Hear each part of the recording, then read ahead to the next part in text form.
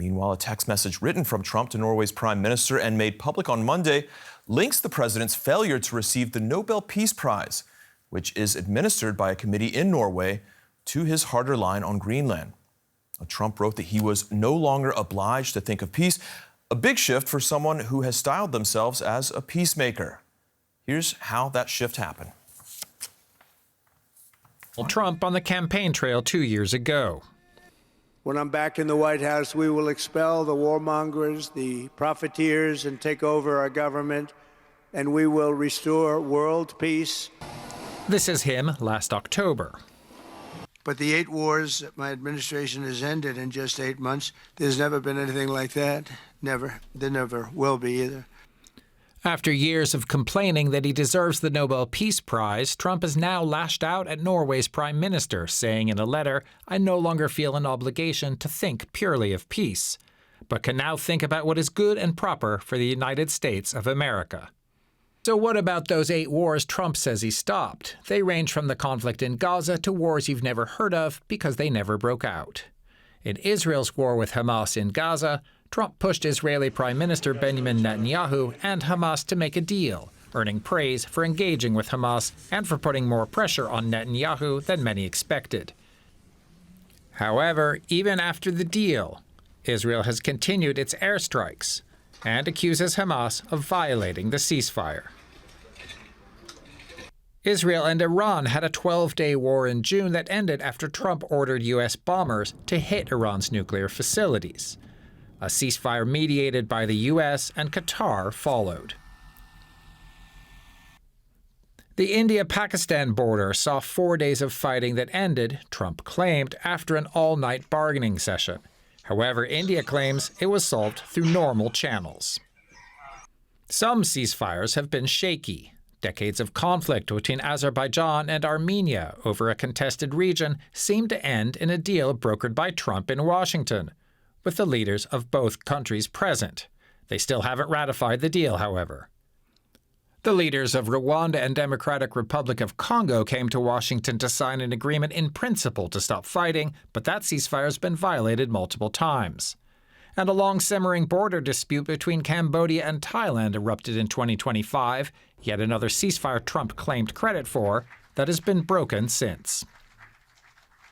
Was everything Trump claimed was a war actually a war? He claimed credit for heading off conflict between Serbia and Kosovo before shots were fired. Also, a dispute between Egypt and Ethiopia over a Nile River dam ended before it started. A mixed bag of triumphs and conflicts that have been solved, sort of. One major piece of unfinished business. Trump promised to solve the war in Ukraine in 24 hours. But the war shows no signs of letting up, despite a high-profile summit between Trump and Russian President Vladimir Putin in August 2025. Trump has also largely ignored the civil war in Sudan, where a genocidal conflict is still happening. Meanwhile, the U.S. has acted aggressively in its own backyard, launching a military raid on Venezuela and seizing its president, Nicolas Maduro.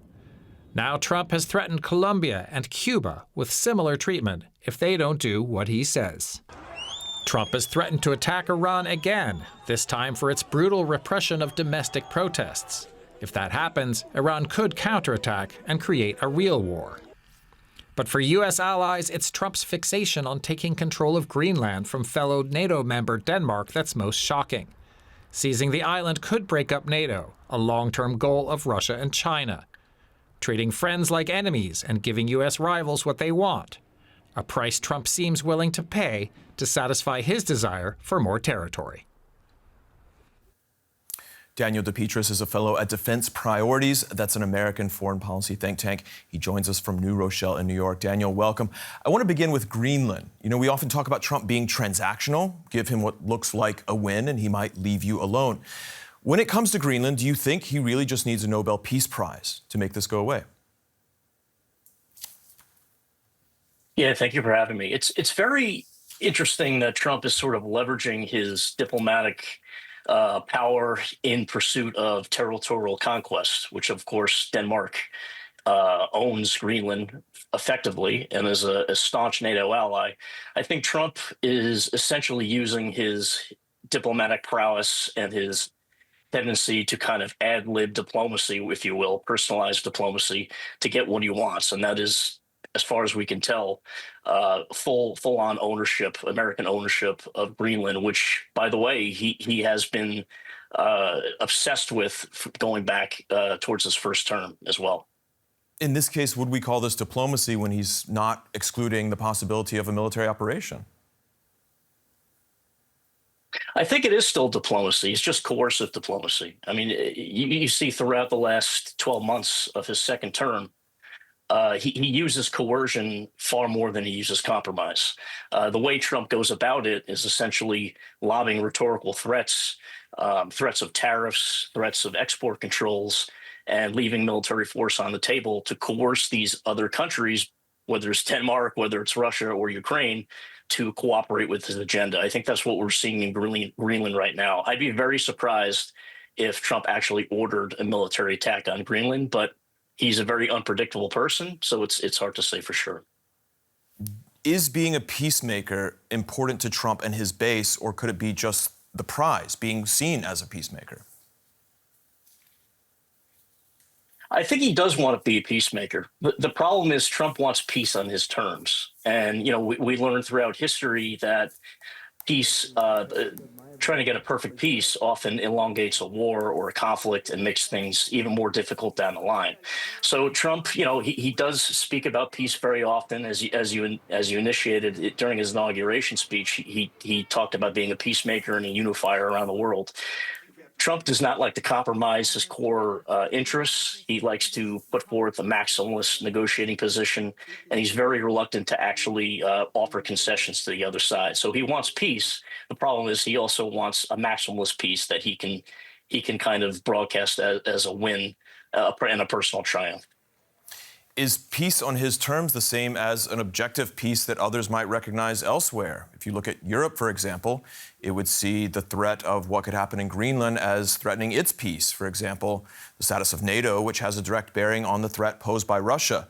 In this case, how do you argue that he's going even for peace when it comes to Greenland, when he's looking at fracturing the most successful military alliance that potentially the world has ever seen?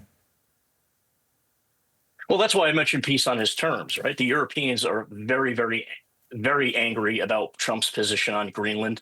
As you mentioned, the European Council will be meeting this week, talking about financial penalties against the Americans, or potential financial penalties against the Americans as a form of retaliation. So the Europeans obviously do not believe Trump is after peace. They believe Trump is after territorial acquisition. In Trump's mind, though, this is a way to kind of leverage his own definition of peace. And I understand that's a very strange thing for your viewers to listen to right now, but Trump's version of peace, his definition of peace, is a lot more sporadic and a lot different than what the conventional term would be. And that the Europeans are going by the conventional term, and that this does not look like peace to the Europeans, far from it.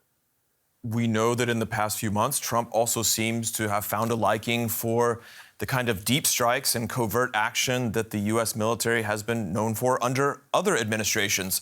If we look at Iran last year, the nuclear bunker, if we look at Nigeria, Venezuela, is he not changing his tone, actually? His tone is changing. His rhetorical tone is changing. His actions and his policies are not changing. And I'm glad you brought up Nigeria and Iran. It seems to, and Venezuela, by the way. It seems to me that for all his rhetoric about striking grand peace agreements and trying to get the Nobel Peace Prize, what he's truly doing is using the military as a first resort. Tariffs are his second resort in many of these instances. So again, this is coercion. This is Trump's view of how you get good deals and how you solve problems. And of course, in the real world, you're not really solving problems. You're delaying them to another time. What about his supporters, including his base and independents who voted for him in the last election? Are they going to accept this idea of coercive diplomacy using military means as well? What are we seeing? I think they already have. I mean, Trump has a very solid base, very solid political base in the United States. Effectively, they are going to support whatever Trump decides to do. You have some very vocal Republican lawmakers in the United States Senate who are not afraid to go on the record with their objections. But in terms of Trump's actual support base, his MAGA support at the grassroots level, Trump doesn't have to worry about defections. He can pretty much do whatever he needs to do foreign policy wise, and he's going to get backed up by his supporters. But real quick, does that apply also to independents who voted for him but may not be all the way with him when it comes in comparison to his base? I don't think it applies to independents. No, and that's the thing about Trump. He cares first and foremost about his political base. That's who his constituents are, and of course he doesn't have to run for a second term, so he doesn't really need to worry about independents.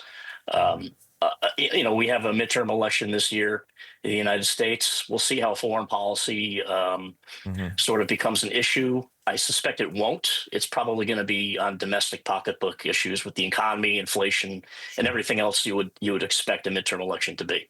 All right, that's Daniel DePetris in New Rochelle, New York. Daniel, thank you. Thank you. Evan Cooper is an analyst at the Stimson Center. That's a foreign affairs think tank. He joins me now from Washington, D.C. Evan, welcome. You know, Trump has inserted himself in the middle of a number of conflicts or hostilities. Greenland aside, does he not have a point that he deserves recognition for what he's done? It's overstated at best what he has accomplished when it comes to U.S. diplomacy. I think the agreement that probably has held up the best has been the Armenia-Azerbaijan peace agreement, which hostilities between the two did stop in 2023, but his hosting of their leaders at the White House did seemingly help solidify that deal. But it has largely been overstated, the role that he has played in these conflicts when it comes to India and Pakistan. India said that Trump really didn't play a role. And the aggression that the U.S. has carried out over the past few months with Iran and Venezuela, I do think kind of outweighs this view of Trump as the peacemaker. Talking about that kind of aggression, does that not speak for maybe the likelihood that Trump could, in fact, be something of a strong peacemaker as someone who isn't afraid to use the full leverage of the U.S. military for, say, coercive diplomacy? Yeah, I chafe at the term coercive diplomacy because ultimately diplomacy is about finding alignment in interests and finding sustainable agreements. Coercion is enacting your will, often through forceful measures, whether it's economic or military measures. And the fact that Trump has failed to find lasting agreements through his style of deal making, this very unilateral, top-down style of diplomacy, speaks to its shortcomings. This doesn't lead to sustainable agreements. These are complex conflicts, whether it's Israel-Palestine, whether it's Ukraine, Russia, certainly between Iran and Israel. It requires significant long-term diplomacy. You need a capable diplomatic corps to carry this out. It doesn't just come through high-level meetings and saying, stop fighting, you two. And Trump has gutted the State Department at the same time that he claims to be pushing for peace. So I really don't think that what we are seeing is a president that interested in resolving conflict beyond just wanting this Nobel Peace Prize. Do you think giving him a Nobel Peace Prize could actually stop anything from happening in Greenland? It seems like a ludicrous question, but maybe an honest one, too. Yeah, that's the point that we're at, I guess. I think that placating Trump has not worked out well. Temporarily, sure, maybe giving Trump the Nobel Peace Prize will get his attention away from Greenland momentarily. But I don't think that that changes the threat that he poses to the relationships between the U.S. and Europe, between other historical allies in the United States. And if it's not Greenland, I could very well see it being Panama, which was mentioned earlier in the administration, attention turning to Cuba. This idea that receiving the Peace Prize would actually totally fulfill him and change his attention doesn't seem to comport with how he has behaved from the first term till now. The assertiveness that we're seeing now when it comes to Venezuela, Greenland, why have we not seen that against Putin and for the advantage of Ukraine. Now, obviously, you talked about the inability to follow through, but even from the outset, at the very surface level, it seems like there's an inability to exert any kind of leverage against him. Yeah, I think the aggression that we are seeing now from the United States has stemmed from, first and foremost, the Iran strike.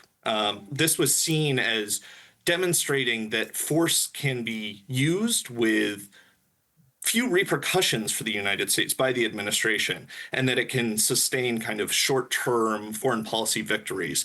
Venezuela only reinforced that further. So I think the administration sees the use of force in this way as being below the threshold of war. Now, I don't think that they view kind of direct conflict, certainly with Russia, as below the threshold of war. Russia has far more tools to fight back against the United States than the likes of Iran and Venezuela.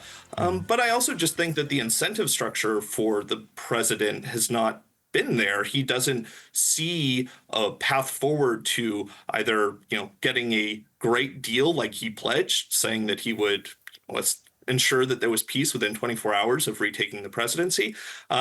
Nor does he seem to have people around him who are really pushing for that. His attention is elsewhere, and maybe it will come back around to pushing Putin towards a peace agreement. But it doesn't seem like Trump finds himself looking for leverage or seeing the prospects of kind of flexing U.S. muscles as leading to anything other than conflict that he will not come out on the right side of. Trump would not be the first president to use American military might and try and stay below the threshold of war. Do you think the American electorate is still in favor of these kinds of actions, and especially those who elected Trump? Not, of course, his base necessarily, but independents.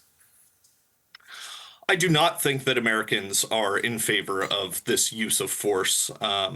I saw polling midway through last week that said that only about 17% of Americans supported trying to take over Greenland, and only 4% through the use of force. I do not think that this is kind of a popular way of engaging the world.